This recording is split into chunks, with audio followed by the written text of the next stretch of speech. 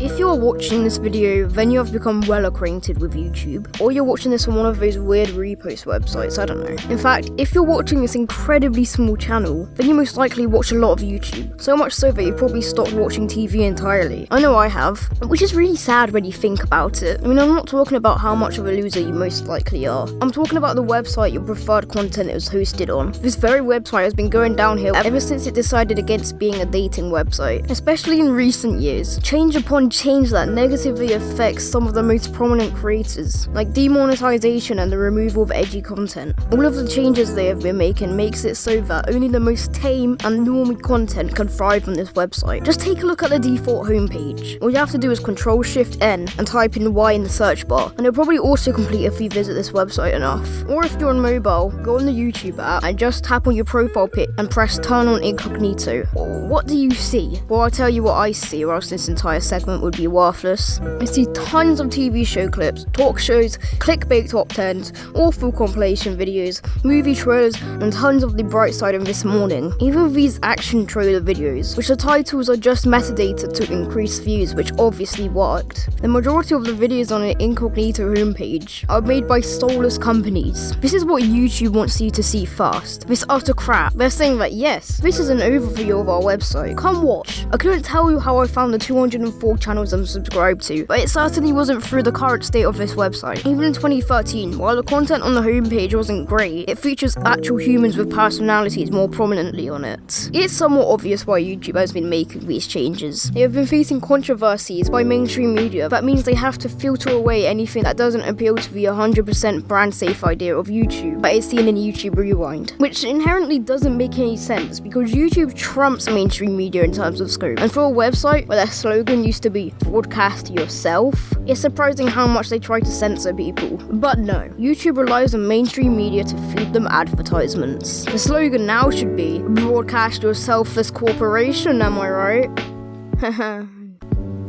How are you even meant to watch more than 10 minutes of the crap they promote on both the trending page and incognito homepage? Now I think about it, it's probably so the desperate news reporter gets so disinterested with what they see. They click off and don't discover the real disgusting shit on YouTube, like the porn or animal abuse, which I'm not going to show for obvious reasons. But if you search for it, trust me, you'll find it. Speaking of YouTube's recent changes, let's talk about its removal of edgy content. If you're unaware, YouTube has implemented machine learning to flag hateful or inappropriate content, which is incredibly vague in and of itself, and I only see this as a cover-up for its removal of 58 million videos. I'm sure that a portion of those videos should have been removed, but I doubt that there is that many videos that deserve to be removed. What does inappropriate mean? Is that just a dick joke? Thousands of careers are in charge of an underdeveloped machine learning bot. What I meant to say was this machine learning API is in charge of thousands of people's careers, you fucking degenerate. Which could fuck up at any point, considering it learns as it goes on. YouTuber, well, ex-YouTuber, Monkey Jones has received 6 community guideline strikes on his main and second channel in one day, which completely defeats the purpose of a 3-strike system,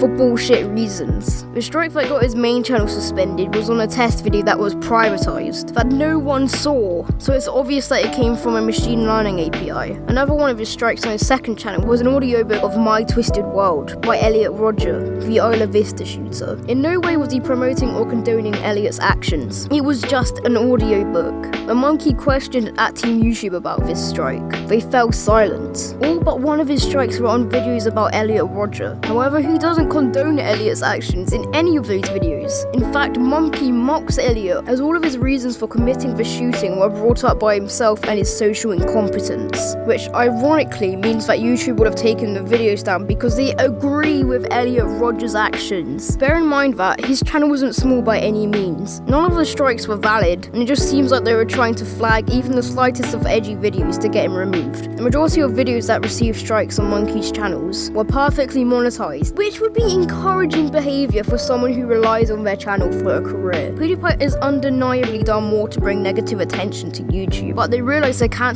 no matter after what he does, since he is the most subscribed channel, and if he was to be suspended, there would be a giant outcry. Look, I can understand why YouTube wouldn't actively promote this content to its normie audience, but by completely rejecting and removing this content, you also remove a large yet dedicated audience that is ready to go to a different platform to watch that content, which I don't feel the need to explain why that is bad for YouTube. It may be copyright infringement.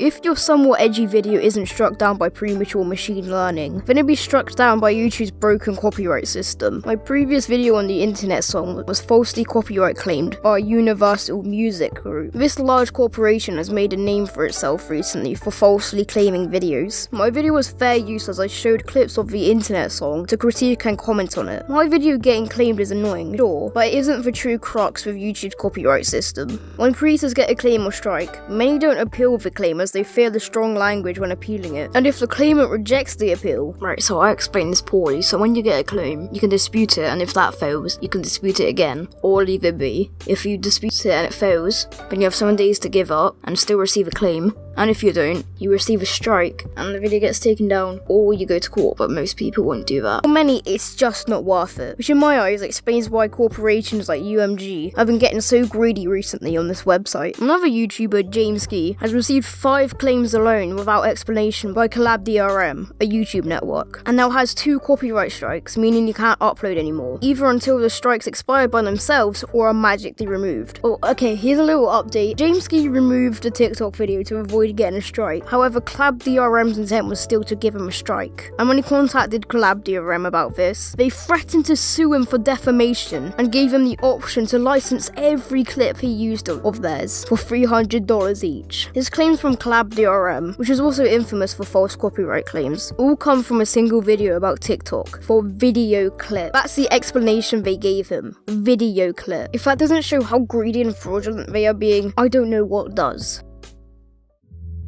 YouTube has snowballed downhill ever since they removed their slogan, broadcast yourself. Many people came to YouTube to avoid the corporate dribble fed to us by mainstream media, but now it seems like YouTube has no other choice but to promote the corporate dribble made by mainstream media, so not to lose their sponsors that advertise on safe and tame content. Mainstream media, at least in TV, offers nothing creatively or intellectually. That is nothing but a corporate shell, but as soon as someone offers something different that shows personality and is creatively interesting, YouTube has to remove it as they fear it might offend a news reporter who would never watch that kind of content in the first place. If you want to see YouTube's current agenda, then just watch the most recent YouTube Rewind, as that is what they show to advertisers and corporations to get them to invest in them. They have been getting less and less creator-centric and have pushed this message that YouTube is a safe space for all, viewers and advertisers alike. When in reality, a large chunk of its user base is still into the original idea of YouTube, and in taking that away, YouTube will lose its most dedicated audience. Welcome to the Terror Dome, the upper echelon investing on these large balls. I got these pussy bitches wailing like the Japanese, killer whales, humpbacks, and these narwhals. I'm just trying to strangle these fuckers. I'm just trying to strangle these fuckers. I'm just trying to strangle these. This the beat flop, you make the beat flop.